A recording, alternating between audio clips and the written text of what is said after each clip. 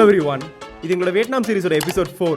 இந்த எபிசோட நாங்கள் சன்வேர்ல்ட் ஃபேன்சி ஃபேனில் போய் மேகத்துக்கு நடுவில்லாம் ட்ராவல் பண்ணி டாப் ஆஃப் த வேர்ல்டில் இருக்கிற இந்த லேடி பூத்தாவை பார்த்துட்டு அப்படியே அந்த சாப்பா ஸ்ட்ரீட்ஸில் குட்டியாக ஒரு எக்ஸ்ப்ளோரேஷனை பண்ணோம். தென் சவுத் ஈஸ்ட் ஏஷியாலே லாங்கஸ்ட் கிளாஸ் பிரிட்ஜில் போய் நடந்ததுக்கு அப்புறமா ஃபைனலாக மோனோ சாப்பான ஒரு இடத்துக்கு போய் அந்த டேவை முடிச்ச கதையை தான் இந்த ஸ்டோரி ஃபுல்லாக பார்க்க போகிறோம். So now let's get into the story. ஹனாயிலிருந்து இந்த லக்ஸரி பஸ்ஸில் ட்ராவல் பண்ணி தான் இந்த சாப்பான்ற ஒரு ரீச் பண்ணோம். வெயிட், நாங்கள் ஹனாயில் என்னென்னலாம் பண்ணணும்னு உங்களுக்கு தெரியலையா? மேலே எபிசோட் 3யோட லிங்க்கை இன்ஃபோ கார்டில் கொடுக்குறேன், அதை கிளிக் பண்ணி செக் பண்ணி பாருங்கள். நாங்கள் அடுத்த 2 நாள் தங்க போகிற ஹோட்டல் இது தான், இந்த சாப்பா வில்லேஜ் ஹோட்டல். இந்த பஸ்ஸு, ஹோட்டல், அப்புறம் நாங்கள் எதில் புக் பண்ணோம், இந்த எல்லா டீட்டெயில்ஸுமே டிஸ்கிரிப்ஷனில் அட்டாச் பண்ணியிருக்கேன், மெயினாக செக் பண்ணி பாருங்கள். ரூமோட காஸ்ட் வந்து கரெக்டாக 6000 ரூபா வந்துச்சு, 2 ரூமுக்கும் சேர்த்து. ஸோ நான் ஏற்கனவே சொன்ன மாதிரி இந்த ஊரில் ஹோட்டல் செக்இன் டைம் வந்து மதியம் 2 மணி தானே. ஸோ நாங்கள் ரொம்பவே சீக்கிரமாக போன காரணத்தினால் ஏர்லி செக்இன் ஆப்ஷனில் எக்ஸ்ட்ரா 3000 ரூபா பே பண்ணி தான் ரூம்குள்ளே போனோம்.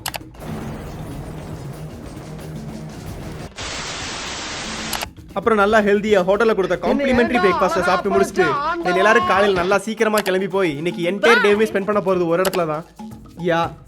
தம்ப்நெயிலில் நீங்கள் பார்த்து வந்த மாதிரி இன்னைக்கு நம்ம போக போகிற இடம் த சன்வேர்ல்ட் ஃபேன்சி ஃபேன். இது வெறும் மலை உச்சி தானே அப்படின்னு நம்ம சிம்பிளாக சொல்லிட முடியாது.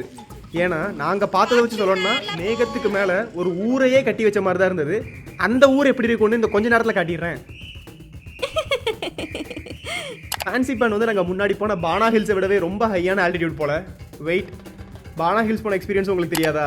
திருப்பி மேலே இன்ஃபோ கார்டில் லிங்க் தரேன், செக் பண்ணி பாருங்கள். ஸோ இங்கே போகிறதுக்கு நம்ம கண்டிப்பாக குளிர் தாங்குற மாதிரி ட்ரெஸ்ஸஸ் தேவை. பட் நாங்கள் எடுத்துகிட்டு வராத காரணத்தினால் ஓகே வெளியில் இருக்க கடையிலே வாங்கிக்கலான்னு நின்றுட்டோம். அங்கே ஆஸ் யூஷுவல் நம்மளை ஸ்கேம் பண்ண ட்ரை பண்ணாங்க. அதாவது இந்த தலைக்கு போடுவாங்களா குள்ளா, அது 3 எண்ணத்தோட ரேட் வந்து 1600 ரூபாய்க்கு கிட்டக்க சொன்னாங்க. அப்புறம் ரொம்ப நேரமாக பார்கெயின் பண்ணி பண்ணி பண்ணி ஒரு குள்ளா 100 ரூபான்ற ரேட்டுக்கு வாங்கிட்டோம். அதுவே கொஞ்சம் அதிகம் தான் போல். இந்த சன்வேர்ல்ட் ஃபேன்சி பேனோட ஜேர்னியை வந்து ஃப்ரம் சாப்பாலேருந்து ஃபேன்சி பேன் பீக் வரைக்கும் ஒரு 3 ஸ்டேஜாக பிரிச்சுக்கலாம்.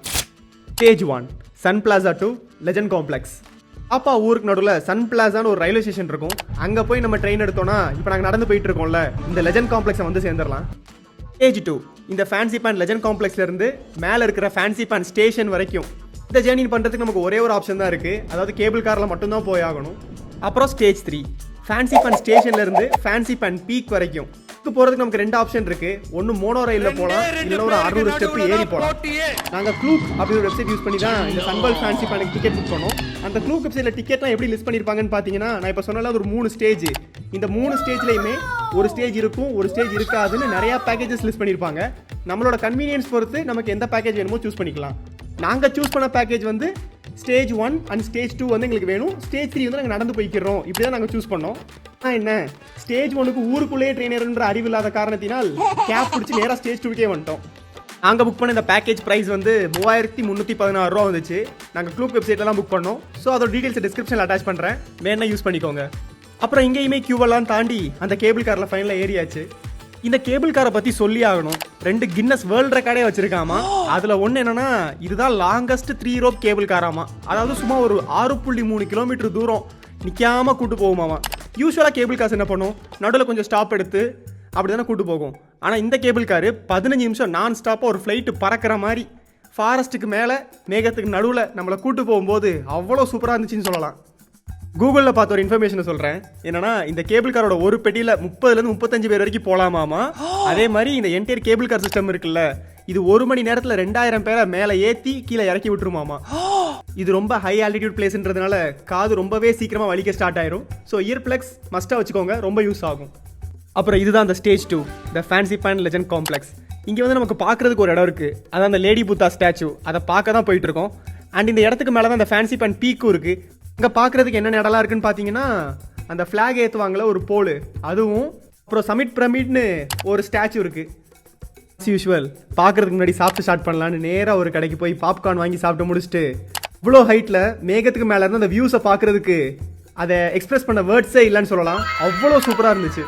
இப்போ நான் சொன்னால அந்த லேடி புத்தா, அதை பார்க்க தான் அப்படியே கிளம்பியாச்சு. இந்த லேடி புத்தாவை பற்றி கொஞ்சம் பேசிடலாமா? 22 மீட்டர் ஹைட்டில் ஃபுல் பிரான்ஸால், அதாவது ஃபுல் வெங்கலத்தாலே செஞ்சதாமா. இவ்வளோ உயரத்தில், அதாவது ஒரு 3000 மீட்டர் ப்ளஸ் ஆல்டிடியூடில் இப்படி ஒரு மேசிவ் ஸ்டாச்சுவை பார்க்கும்போது மனசுக்கு ரொம்பவே பீஸ்ஃபுல்லாக இருந்துச்சுன்னு சொல்லலாம். எக்ஸாஜரேட்லாம் பண்ணல, உண்மையை தான் சொல்கிறேன். அந்த மேகத்துக்கு நடுவில் சிலையோட வியூ ரொம்பவே சூப்பராக இருக்குல்ல. அப்புறம் இப்போ நம்ம பார்க்க போகிற இடம் தான் ஸ்டேஜ் 3 த ஃபேன்சி பேன் பீக். நாங்கள் ரொம்ப எதிர்பார்த்து போன இடம். இங்கே போகிறதுக்கு நமக்கு 2 ஆப்ஷன்ஸ் இருக்குது. ஒன்று மோனோ ரயிலில் போகலாம், இல்லைனா ஒரு 600 ஸ்டெப்ஸ் ஏறி போகலாம். என்னடா 600 ஸ்டெப்ஸ் தானே ஏறிடலாம் அப்படின்லாம் நினைக்காதீங்க. அந்த ஹை ஆல்டிடியூடில் ஆக்சிஜனும் கம்மி, அப்புறம் ஒரு படியும் எரும மாடு மாதிரி சரி ஹைட்டு. ஸோ யோசிச்சு பார்த்துக்கோங்க இதில் போகணுன்னு. அப்புறம் இந்த ஃபேன்சி பேன் பீக்கை ரீச் பண்ணிட்டோம். இங்கே தெரியுதுல அந்த ட்ரையாங்கிள் ஷேப்பில் ஒரு சிலை, அதுதான் அந்த ஃபேன்சி பேன் சமிட் ஆமாம். நம்ம ஊரில் இந்த லடாக் போகிறவங்களாம் மேலே டாப்பில் போய் நின்று ஒரு சமிட்டை ஃபோட்டோ எடுத்து போடுவாங்க, பார்த்துருக்கீங்களா? அதே மாதிரி தான் இங்கேயும் நம்ம எப்படி கேபிள் காரில் மேலே வந்து ரீச் ஆனோம், அதே மாதிரி இங்கே அந்த அவ்வளோ பெரிய மலையை ஃபுல்லாக ட்ரெக் பண்ணி மேலே ஏறி வந்து மற்ற ஃபாரின் கண்ட்ரீஸ்காரங்க அவங்களோட ஃப்ளாகை வந்து இங்கே வச்சுட்டு போவாங்களாமா. நாங்கள் இந்த ஃபேன்சி பேன் பீக்குக்கு போன டைமிங் வந்து ரொம்பவே ஒரு ஸ்பெஷலான டைமிங் போல். ஏன் இப்படி சொல்கிறேன்னு பார்த்தீங்கன்னா, ஒரு 2 சூப்பர் ஈவெண்ட்ஸ் அங்கே நடந்துச்சு. ஸோ ஃபஸ்ட் ஈவெண்ட்டை பற்றி சொல்லிடுறேன். ஒரு பேட்ரியாட்டிக்கான ஈவெண்ட். அதாவது நான் ஃபஸ்ட்டே சொல்லியிருந்தேன்ல மேலே ஒரு ஃப்ளாக் போல் இருக்குன்னு. அங்கே நம்ம பரேட் மியூசிக்லாம் போட்டு வியட்நாம் கோடியை அந்த ஃப்ளாக் போலில் ஏற்றுனாங்க. பார்க்குறதுக்கே ரொம்ப சூப்பராக இருந்துச்சு. 2வது ஈவெண்ட் வந்து ஒரு அப்படியே கம்ப்ளீட் ஆப்போசிட்டாக ஒரு க்யூட் ப்ரொபோசல் சீன் நடந்துச்சு. இமேஜின் பண்ணி பாருங்கள், அவ்வளோ ஹைட்டில் க்ளவுடு, ஃபாகு, ஸ்னோனு எல்லாமே சுற்றி இருக்கிற இடத்துல ஒரு பையன் ஒரு பொண்ணுக்கிட்ட ஒரு மோதிரத்தை காமிச்சு க்யூட்டாக will you marry me propose பண்ணா. ஆப்வியஸாக அந்த பொண்ணால் நோ சொல்லியிருக்க முடியாதுல்ல. Yeah she said yes. இதில் நாங்களாம் எந்த மாதிரி ஆளுங்கன்னு பார்த்தீங்கன்னா, இந்த கப்பல்னு யாரையாச்சும் பார்த்தாலே கொஞ்சம் லைட்டாக வயிறீற ஆளுங்க தான். ஆனால் எங்களுக்கே அந்த இடத்துல அந்த பொண்ணு எஸ் சொல்லிடணும்னு தான் தோண்டிட்டே இருந்துச்சு. அப்படி ரொம்பவே ஒரு க்யூட்டான ஈவெண்ட்டை பார்த்து முடிச்சு ஒரு ஃபுல்ஃபில்மெண்ட்டில் கீழே இறங்கி வந்து அவங்கள பார்த்து கங்க்ராச்சுலேஷன்ஸ்லாம் சொன்னோம். இந்த 2 ஈவெண்ட்டையுமே காட்டுறதுக்கான ஃபுட்டேஜ் என்கிட்ட இல்லாத காரணத்தினால் இதை ஒரு யூடியூப் ஷார்ட்டாகவும் இன்ஸ்டா ரீலாகவும் போஸ்ட் பண்ணி அதை ஃபஸ்ட் கமெண்ட்டில் பின் பண்ணி வைக்கிறேன். கண்டிப்பாக செக் பண்ணி பாருங்கள். அப்புறம் அப்படியே கீழே இறங்கும்போது நல்லா ஆர்டிஸ்டிக் ஒர்க்கான பெயிண்டிங்ஸ் எல்லாம் பார்த்து முடிச்சுட்டு, சரி ஓகே வரும்போது நம்ம அந்த மோனோரயிலை மிஸ் பண்ணிட்டோம், இப்போ மிஸ் பண்ணிடவே கூடாதுன்னு கியூவில் அடிச்சு பிடிச்சி போய் அந்த ட்ரெயின் ஏறதுக்கான இடத்துல போய் நின்றுட்டோம். சரிங்களா? இந்த விஷயம் எனக்கு தோண்டிட்டே இருந்துச்சு. என்னன்னா, அந்த ரயில்வே ஸ்டேஷன் அந்த ட்ரெயினோட செட்டப்பை பார்க்கும்போது அப்படியே நம்ம ஹாரி பாட்டரில் வர ரயிலும் ஸ்டேஷனும் மாதிரி தான் இருந்துச்சு. தென் ஒரு வழியாக ட்ரெயினுக்குள்ளே ஏறிட்டோம். உட்கார முடியாது, பிகாஸ் 10 to 20 சீட் தான் இருந்துச்சு. ஸோ நம்ம நின்றுட்டே தான் போயாகணும். இந்த இடத்துல ஒரே ஒரு விஷயம் சொல்கிறேன், நோட் பண்ணிக்கோங்க. என்னன்னா, ட்ரெயினில் ஏறினோடனே ஜன்னல் இருக்கிற சைடாக பார்த்து போய் நின்றுக்கோங்க. அந்த ஜன்னல் வழியாக பார்க்குற வியூஸ்மே ரொம்ப சீனிக்காக இருக்கும், மிஸ் பண்ணிடாதீங்க. அப்போ ட்ரெயினில் வந்து கொஞ்ச நேரம் ஒரு 10 நிமிஷம் ட்ராவல் தான். அப்புறமா நான் ஃபஸ்ட்டே சொன்னல இந்த சென்டர் ஆஃப் சாப்பாடு ரயில்வே ஸ்டேஷன் இருக்குன்னு, அந்த ஸ்டேஷனில் போய் இறக்கி விட்டுருவாங்க. சாரி, வீடியோ கொஞ்சம் ஆங்கிள் மாறிடுச்சு, அட்ஜஸ்ட் பண்ணி பார்த்துக்கோங்க. இந்த இடத்துல நான் வந்து பேசியே ஆகணும் அப்படின்னு நினச்ச விஷயம் என்னன்னா, இந்த குழந்தைங்களை வச்சு இந்த ஊரில் ஸ்ட்ரீட்ஸில் டான்ஸ் ஆட வச்சு காசு கேட்குறது. அந்த குழந்தைங்க என்னதான் அழுதாலும் விட மாட்டாங்க, டான்ஸ் ஆட வச்சுனே தான் இருப்பாங்க. இந்த இடத்துல நம்ம காசு கொடுத்து இதை என்கரேஜும் பண்ண முடியாது, அட் த சேம் டைம் அந்த குழந்தைங்க கேட்கும்போது நம்மகிட்ட இல்லைன்னு சொல்ல முடியாது. இப்படி ஒரு தர்ம சங்கடமான சிச்சுவேஷனில் தள்ளுற மூமெண்ட் தான் இது. இதெல்லாம் நீ ஏன்டா சொல்கிற நீங்கள் கேட்டிங்கன்னா, எனக்கு தெரியாது இதெல்லாம் இங்கே சொல்கிறதுனால மாறுமா இல்லையான்லாம். இருந்தாலும் பரவாயில்ல, சொல்லி வைப்போன்னு தான் பதிவு பண்ணி வச்சுருக்கேன். அப்புறம் அந்த ஊரோட ஸ்ட்ரீட்ஸுக்கு போயாச்சு. ஊரே சும்மா கலர்ஃபுல்லாக நல்லா தீமோட ரசித்து கட்டியிருப்பானுங்க போல்.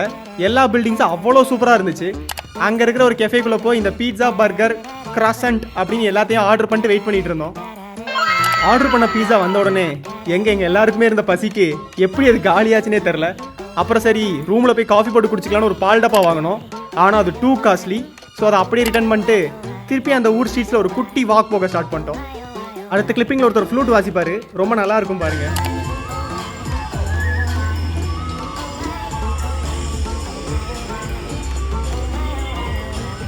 இந்த கிளிப்பிங்கில் நான் ஒரு சோசியல் சர்வீஸ் பண்ணியிருப்பேன், அதை பார்த்து யாரும் தப்பாக எண்ணி விட வேண்டாம்.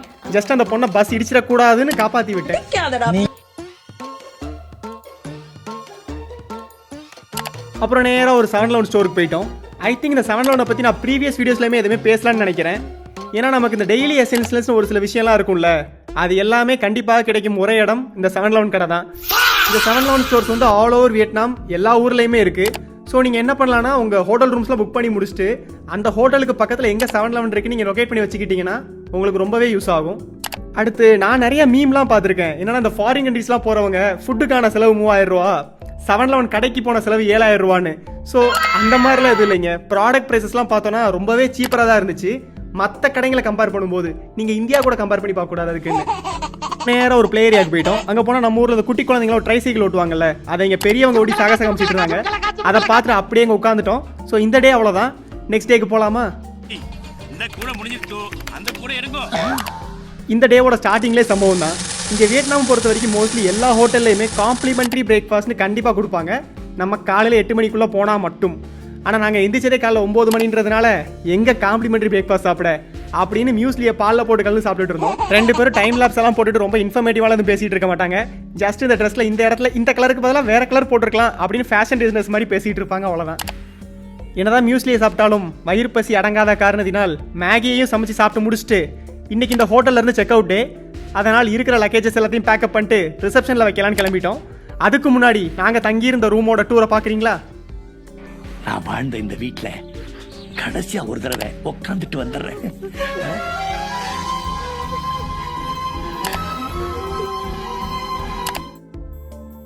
எப்படி இருந்துச்சு ரூம் டூரு? நல்லா இருந்துச்சா? இந்த ஊரில் ஒரு நல்ல விஷயம் என்னன்னா, நம்ம எங்கே ஊர் சுத்த போனாலும் இஃப் இன் கேஸ் நமக்கு அந்த டைமில் ரூம் இல்லைனாலும் நம்ம லக்கேஜஸ் எல்லாத்தையும் பேக் பண்ணிட்டு ரிசப்ஷனில் கொடுத்துட்டு போயிடலாம். அவங்க அதை நல்லா சேஃபாக குரூப் பண்ணி ஒரு நெட்டு போட்டு வச்சுருவாங்க. அப்புறமா இன்றைக்கி வந்து 1 இல்லை 2 இல்லை 3 இடத்த பார்க்க போகிறோம். அதில் ஃபஸ்ட்டு ஆல்ஃபின் கோஸ்டர் ரைடு. பானா ஹில்ஸில் தான் மிஸ் பண்ணிட்டோம். இங்கே போயே தீரணும்னு முடிவு பண்ணி தான் போனோம்.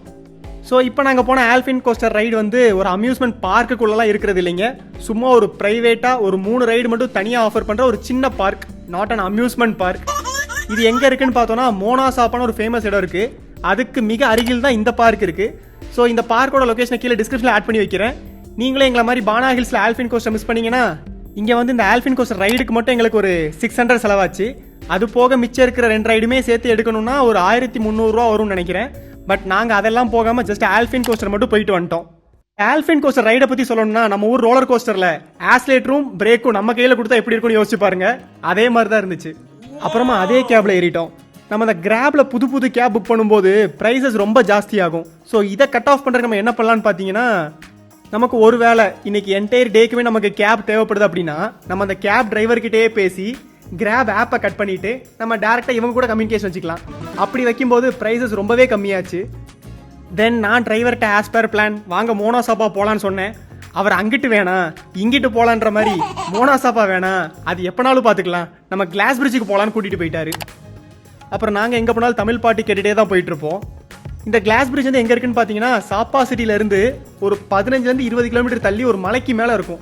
அந்த மலைக்கு மேலே போன உடனே நம்ம கேப் வந்து ஒரு இடத்துல நம்மளை இறக்கி விட்டுருவாங்க. அங்கேருந்து ஒரு வேனில் நம்மளை ஏற வச்சு ஸ்டேஜ் 1 மாதிரி ஒரு இடத்துல போய் இறக்கி விடுவாங்க. அங்கே போய் நாங்களும் ரொம்ப நேரம் தேடினோம். எங்கடா கிளாஸ் பிரிட்ஜ்னு சொன்னாங்க, கண்ணுக்கு என்ன தூரம் வரைக்கும் எதுவுமே காணோன்னு தேடிட்டு இருந்தோம். அப்புறம் தான் தெரிஞ்சது இன்னொரு ஸ்டேஜ் 2 போகணுன்னு. கிளாஸ் பிரிட்ஜை கண்ணால் கூட பார்க்காம விளாக் எடுத்த அழகை நீங்களே பாருங்க. ஹலோ, இப்போ எங்கே வந்துருக்கோம் பார்த்தீங்கன்னா கிளாஸ் பிரிட்ஜ். ஒரு ஏதோ சவுத் ஈஸ்ட் ஏசியாவிலே இதான் பெரிய கிளாஸ் பிரிட்ஜ். ஆமாம், நாங்கள் ஒன்றும் கூகுள் பண்ணலாம் வரல, டிரைவர் வரல சொன்னார். அதை கேட்டு வந்திருக்கோம். போய் பார்த்துட்டு உசுறு தப்புனா திருப்பி அடுத்த விளாக்ல பார்ப்போம். பாய். அப்புறம் அங்கேருந்து கிளம்பி இன்னொரு வேன் பிடிச்சி ஸ்டேஜ் 2ல் போய் இறக்கி விட்டாங்க. இங்கே போயுமே இந்த கிளாஸ் பிரிட்ஜ்ன்றது கண்ணால் பார்க்கவே இல்லை. நாங்களும் எல்லா டைரக்ஷன்லையும் தேடுறோம், பட் நோ யூஸ், கிடைக்கவே இல்லை. அப்புறமா நம்ம அந்த பீஸ்ட் படம் கிளைமேக்ஸில் ஒரு குகை வரும்ல, அது மாதிரி ஒரு குகைக்குள்ளே போய் லிஃப்ட் ஏறுங்க கிளாஸ் பிரிட்ஜ் வரும்னு சொல்லி அமிச்சாங்க. நாங்களும் குகைக்குள்ளே போய் லிஃப்ட்டுக்காக ரொம்ப நேரம் வெயிட் பண்ணோம். என்ன ஒரு டைம் லிஃப்ட் கீழே வந்துட்டு மேலே போகிறதுக்கு சாலிடாக ஒரு 7-8 நிமிஷம் ஆச்சுங்க. அப்போ தான் எங்களுக்கு ஒரு விஷயம் புரிஞ்சிச்சு. என்னன்னா அந்த கிளாஸ் பிரிட்ஜ்ன்றது வானத்தில் கட்டி வச்சிருக்காங்கன்னு. சாப்பா மட்டும் இல்லைங்க, இந்த வியட்நாமில் நாங்கள் போன எல்லா அட்வென்ச்சர் இடமுமே நம்ம ஊர் முருகன் கோயில் மாதிரி மலைக்கு மேலே தான் கட்டி வச்சிருக்கானுங்க. அப்புறமா லிஃப்ட் ஏறி மேலே போக ஸ்டார்ட் பண்ணிட்டோம். அரௌண்ட் ஒரு 3 நிமிஷம் லிஃப்ட் எங்கேயுமே ஸ்டாப் ஆகாமல் ஏறிட்டு மட்டும்தான் இருந்துச்சு. உண்மையை சொல்கிறேன், ரொம்ப ஹைட்டு, காதெலாம் அடைக்க ஸ்டார்ட் ஆயிரும். ஸோ இயர் பிளக்ஸ்லாம் கண்டிப்பாக எடுத்து வச்சுக்கோங்க, ரொம்பவே மஸ்ட்டு தேவையான ஐட்டம். அப்புறம் ரொம்ப நேரமாக லிஃப்ட்டில் வந்ததுக்கப்புறமா மேலே வந்து இறக்கி விட்டாங்க. இங்கே வந்து பார்த்த உடனே எனக்கு தோணுன ஃபஸ்ட்டு விஷயம், என்னடா வானத்தில் ஒரு ஊரையே கட்டி வச்சுருக்கீங்கன்னு தான். அதுவும் அந்த இடத்தோட ஆல்டிடியூடுக்கு நாங்கள் போன டைம் வேறு செம ஃபாக் வேறு ஸ்டார்ட் ஆயிடுச்சு. ஸோ சொல்லவே தேவையில்ல, ஒரு 10 அடிக்கு மட்டும் தான் நமக்கு விசிபிலிட்டியே இருக்கும். மற்றபடி அதை தாண்டி என்ன நடக்கும்னே தெரியாது.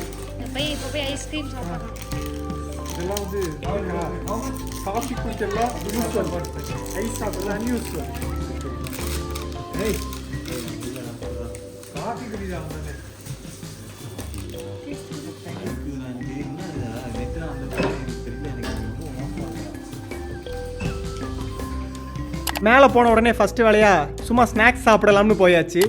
இதுதான் அந்த கிளாஸ் பிரிட்ஜு. இதோட காஸ்ட் வந்து எங்களுக்கு எவ்வளோ வந்துச்சுன்னா நம்ம ஊர் காசுக்கு ஒரு ஆளுக்கு 1500 ரூபா வந்துச்சு. அந்த கண்ணாடி மேல் நடக்கும்போது எங்கள் எல்லாத்துக்குமே இந்த விவேக் சாரோட காமெடி சீன் நல்லாவே சொல்லியாச்சு.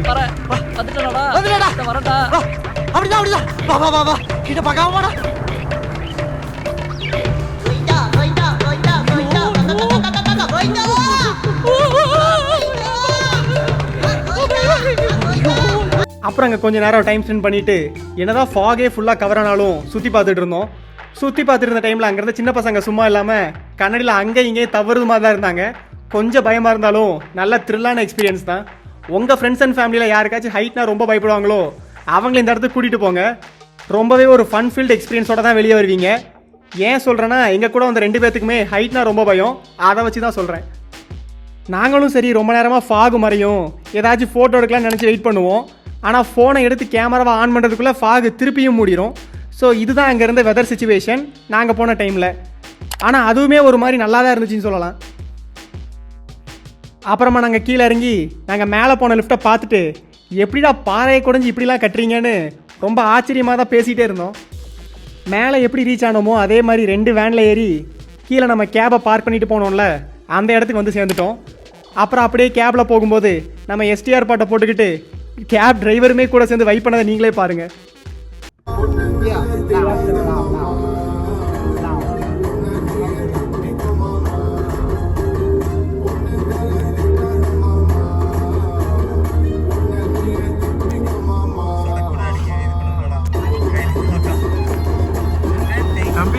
அப்படி நல்லா பாட்டு போட்டு வைப் பண்ணிக்கிட்டு இந்த மோனாசாவை ரீச் பண்ணிட்டோம். இந்த இடத்த பற்றி சொல்லி ஆகணும். என்னன்னா இந்த இடத்த கூகுளில் இமேஜஸாக பார்த்துட்டு இருந்தப்போ ஏதோ இந்த இடம் தான் ரொம்ப மலைக்கு மேலே இருக்குது, ஸ்னோ ஃபாக்லாம் கவர் ஆகிருக்கு, ஸோ இதுதான் இருக்கிறது ரொம்ப ஹை ஆல்டிடியூட் இப்படிலாம் நினச்சி தான் போனோம். ஆனால் அது ஒரு மித். இது தரையில் தான் இருக்குது இந்த இடம். ஸோ நீங்கள் இந்த மோனாசாப்புக்கு போனால் முடிஞ்சளவு மார்னிங் டைம்லேயே போய்க்கோங்க. பிகாஸ் நைட் டைமில் அங்கே போய் பார்க்குறதுக்கு ஒன்றுமே இல்லை. அண்ட் நைட் டைமில் எதுவுமே தெரியலை கூட. பட் ஆனால் பரவாயில்ல, நாங்கள் அந்த இடத்துலையுமே டான்ஸ் ஆடி நல்லா வைப் பண்ணிட்டு தான் இருந்தோம். அப்புறம் அங்கே வச்சிருந்த ஒரு கிட்டார் மாதிரி இருக்கிற ஒரு மியூசிக்கல் இன்ஸ்ட்ருமெண்ட்டில் நம்ம ஹாரிஸ் ஜெயராஜ் கான்சர்ட்டில் வாசிப்பார்ல அந்த மாதிரி வாசிக்கலான்னு பார்த்தோம். ஆனால் கிட்டார் தனித்தனியாக கலண்டு போச்சு.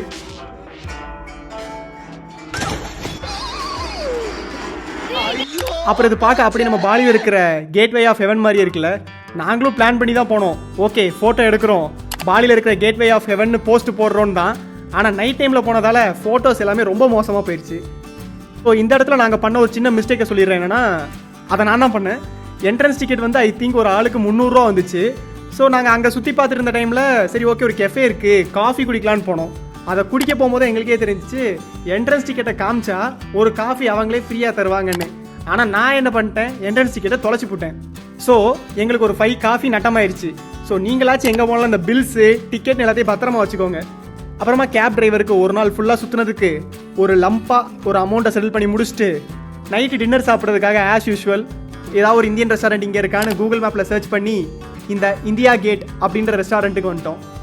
ஒரு விஷயம் சொல்லி ஆகணும் என்னென்னா இந்த வீடியோ எடிட் பண்ணும்போது எனக்கு இது தோணுச்சு, இந்த ட்ரிப்பில் சுற்றுனதை விட நல்லாவே சாப்பிட்ருக்கோன்னு. ஒரு எபிசோட் எடிட் பண்ணி போட்டால் 25லேருந்து ஒரு 30% நாங்கள் சாப்பிட்டோம், சாப்பிட போனோம், சாப்பிட்டு வந்துட்டோம், பசிக்குது, இந்த மாதிரி சொல்லியே தான் போகுது. வெயிட், நீங்கள் இதுக்கு முன்னாடி எந்த எபிசோடுமே பார்த்தது இல்லையா இந்த சீரீஸில்? மேலே பிளேலிஸ்ட்டோட லிங்கை இன்ஃபோ கார்டில் கொடுக்குறேன், செக் பண்ணி பாருங்கள். அப்புறமா கையில் எடுத்துகிட்டு போன கேஷ் கம்மியானதுனால எங்கேயாச்சும் போய் கேஷ் மாற்றணும்னு நேராக ஒரு கோல்டு ஷாப்புக்கு போயிட்டோம். அங்கே போய் எக்ஸ்சேஞ்ச் ரேட்டு செக் பண்ணும்போது ரொம்பவே அதிகமாக தெரிஞ்சிச்சு. ஏன்னு அவங்கக்கிட்ட கேட்டால் சாப்பா வந்து ஒரு கிராமம், இங்கே எக்ஸ்சேஞ்ச் ரேட் அதிகமாக தான் இருக்கும், நீங்கள் ஹனாய் ஹோச்சிமன் எங்கேயாச்சும் சிட்டி மாதிரி மாற்றினீங்களா உங்களுக்கு எக்ஸ்சேஞ்ச் ரேட் கம்மியாக இருக்கும்னு சொன்னாங்க. ஸோ நாங்களும் நாளைக்கு நம்ம ஹனாய் தானே போகிறோம், நம்ம அங்கே போய் எக்ஸ்சேஞ்ச் பண்ணிக்கலாம்னு முடிவு பண்ணி கிளம்பிட்டோம். அப்புறம் வண்டியை நேராக சாப்பாவோட மார்க்கெட்டுக்கு விட்டாச்சு. இந்த மார்க்கெட்டில் ரொம்பவே நிறைய நல்ல நல்ல பொருட்கள்லாம் கம்மியான விலைக்கு கிடச்சிது. அப்புறம் நாங்களும் அங்கே போய் இந்த பேகு குழந்தைங்களுக்கு விளையாடுறதுக்கு விளையாட்டு ஜாமான் எல்லாமே வாங்கிட்டு ஹோட்டல் ரூமுக்கு ரிட்டர்ன் வந்தாச்சு. நான் ஃபஸ்ட்டே சொன்னல இங்கே நம்ம பேக்ஸ் எல்லாம் நம்பி விட்டுட்டு போகலான்னு. நம்ம பேக்ஸை எல்லாம் ஒன்றா சேர்த்து ஒரு நெட்டு மாதிரி ஒன்று போட்டு லாக் பண்ணி வச்சுருப்பாங்க. நம்ம போன அப்புறம் தான் அன்லாக் பண்ணி எடுத்து கொடுப்பாங்க. நல்லா இருக்குல்ல இந்த ஐடியா? அப்புறம் அந்த பேக்ஸ் எல்லாம் ரோட்டில் தள்ளிக்கிட்டே போய் பேக் டு ஹனாய் போகிறதுக்காக பஸ் ஸ்டாப்புக்கு வந்தாச்சு. இப்போ நாங்கள் ரிட்டன் ஹனாய்க்கு போகிறதுக்கு எடுத்துருக்க பஸ்ஸும் சேம் பஸ்ஸு தான், HK பஸ் லைன்ஸ். ஸோ இதோட டீட்டெயில்ஸ் டிஸ்கிரிப்ஷனில் அட்டாச் பண்ணுறேன், வேணா யூஸ் பண்ணிக்கோங்க. ஸோ நான் இந்த வீடியோ இதோட என் பண்ணிக்கிறேன். ஸோ ஆஸ் யூஷுவல் டைலாக்ஸ் எல்லாம் முடிச்சா எப்படி? இந்த வீடியோ பிடிச்சிருந்ததுனா லைக் பண்ணுங்கள். அப்புறம் இந்த வீடியோவில் ஏதாவது இம்ப்ரூவ்மெண்ட் பண்ணியிருக்கலாமே அப்படின்னு நீங்கள் நினைக்கிற பாயிண்ட்ஸ் இருந்தாலும், இல்லை இந்த வீடியோக்காக என்ன திட்டனாலும், இல்லை இந்த வீடியோக்காக என்ன பாராட்டினாலும் இந்த வீடியோவில் கமெண்ட் பண்ணுங்கள். அப்புறம் இந்த வீடியோ உங்கள் ஃப்ரெண்ட்ஸ் அண்ட் ஃபேமிலி கூட ஷேர் பண்ணி உங்கள் நெக்ஸ்ட் வியட்நாம் ட்ரிப்பை பிளான் பண்ணுங்கள். அட் ஃபர்ஸ்ட் இந்த வீடியோ கடைசி வரைக்கும் பார்த்தவங்க எல்லாருக்குமே ஒரு பெரிய ஹியூஜ் தேங்க்ஸ் சொல்லிக்கிறேன். அண்ட் இன்னுமே நிறைய பட்ஜெட் ப்ளஸ் இன்ஃபர்மேட்டிவ் ட்ராவல் கண்டென்ட்க்கு நீங்கள் பார்த்துட்டு இருக்க சேனல் நம்ம எக்ஸ்ப்ளோர் வித் ராகுல், அதுக்கு சப்ஸ்கிரைப் பண்ணிவிட்டு பக்கத்தில் இருக்க பெல் ஐக்கானை தட்டி விட்டுருங்க. இந்த வியட்நாம் சீரிஸ் வந்து இன்னுமே முடியலை. பேக் டு ஹனாய் வந்து நல்லா குளிச்சு கிளம்பி தெருவில் நடக்க முடியாதவங்களெல்லாம் தர நிறுத்திட்டு போய் ஃபைனலாக இந்த மேக் புக்கை வாங்கியாச்சு. மேக் புக்கை வெளிநாட்டில் வாங்குறதுனால நிறைய formalities, discount and tax reclaim இப்படின்னு பேசுறதுக்கு நிறைய விஷயம் இருக்குது. ஸோ இது எல்லாத்தையுமே சேர்த்து நெக்ஸ்ட் வீடியோஸில் கண்டிப்பாக பேசலாம். அப்புறம் ஹான் கீம் லேக்குக்கு போய் கொஞ்சம் வாக்கிங் முடிச்சுட்டு நிறையா ஷாப்பிங்கும் முடிச்சுட்டு நெக்ஸ்ட் டே நம்ம ஊருக்கு ரிட்டர்ன் ஆகிறதுக்காக ஒரு கேப் பிடிச்சி இருக்கிற லக்கேஜஸ் எல்லாத்தையுமே அதில் லோட் பண்ணிட்டு ஏர்போர்ட் ரீச் ஆகிட்டோம். இங்கே ஏர்போர்ட் ரீச் ஆனால் கேட் ஆஃப் எக்ஸிட்னு நாங்கள் ஃபேஸ் பண்ண இஷ்யூஸ், அப்புறம் இந்த மேக் புக்காக என்னென்ன ஃபார்மாலிட்டிஸ்லாம் பண்ணி அந்த டேக்ஸை ரீக்ளைம் பண்ணோம், ரீக்ளைம் பண்ணதுக்கப்புறம் இந்த மேக் புக்கோட ப்ரைஸ் என்ன வந்துச்சு, ஸோ இந்த எல்லா டீட்டெயில்ஸுமே சேர்த்து போட்டு நெக்ஸ்ட் வீடியோஸில் கண்டிப்பாக சொல்கிறேன். So stay tune. அடுத்த வீடியோவில் கண்டிப்பாக சந்திக்கலாம்.